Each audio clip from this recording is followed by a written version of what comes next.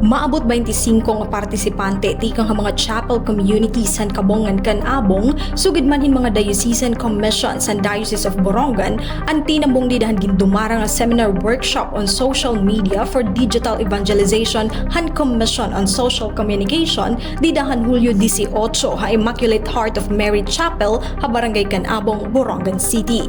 Sentro hini ang makahulugan nga paggamit han social media ha pagpasaranghan ebanghelyo. Ginabrihan ni Father Linenio A. Garcia, Director han Basic Ecclesial Communities and Diocese ang nasabing nga seminar workshop. Kasumpayhan nagtitikahaluag nga impluensyahan content creations, vlogging ug iba pa nga klasehin influencers, ginhangyo ni Sister Judy Zamar, FSP, ha mga partisipante nga dili lang maging basta influencers kundi maging tinuod nga digital missionaries nga naghihimohin contents nga nakaka-inspire nga nagdadarahing paglaom haig kasitawo kundi an gugmahan Dios amo ang dapat maging sentro hantag sa nga mensahe. So sabi niya ni Pope Francis, being present online is not enough. We are called to be present with love. So, hindi lang basta-basta kailangan na nandiyan tayo sa social media, online tayo 24/7. It's not enough. But we have to be present with love. So therefore, our communication also should reflect a communication of love. Ang communication natin should be a loving communication. And he adds that every Christian is called to communicate with compassion, respect, and truth.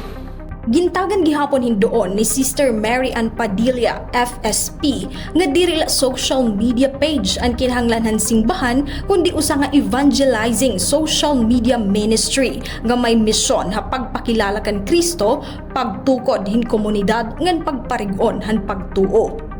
Every parish needs more than a Facebook page. Everybody can have it, but it goes beyond what we usually see and what we usually notice.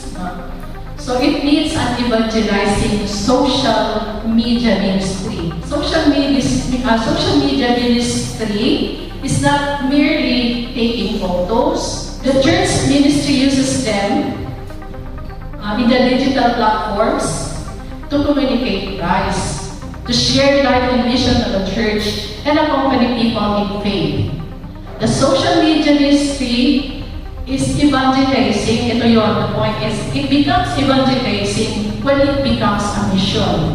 Kapartipahan maupay nga mensahe ang visuals o mga litrato nga may istorya. Haparehas nga higayon igintutdo ni Mr. Aljon Beronio usa nga freelance photographer sa syudad ng Borongan ang mga fundamentals sa smartphone photography. Iya gihapon gin-assist ang mga partisipante hapag apply na hanira na hibaruan pinaaging pagkuha mismo hin litrato nga may kalabutan hapag tuo. Haiya humiliya didahin misa antis magtikang ang seminar workshop. Gintagan hindoon ni Father Michael Vincent Bormate ang gahumhan social media como instrumento ha pagpasaranghan ebanghelyo. Sumalakan Father Bormate, kung gagamiton hin responsable, mahimo ini magindalan ha pagdarahan mensahehan gugma, paglaom ngan pagtuohan Dios ngadto ha mas damo nga tawo.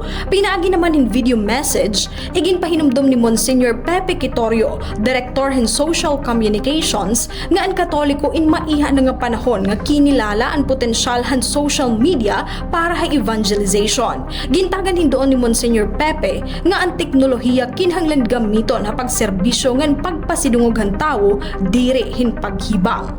Hini nga higayon ginlalauman han bugos nga Diocese han Borongan ha pangunguna ni Bishop Crispin Verquez nga maimpluwensyahan labi na iton kabataan ha paggamit han social media ha pagpasaranghan maupay nga pulong han Dios nga makakahatagin paglaom ngadto hiton iba.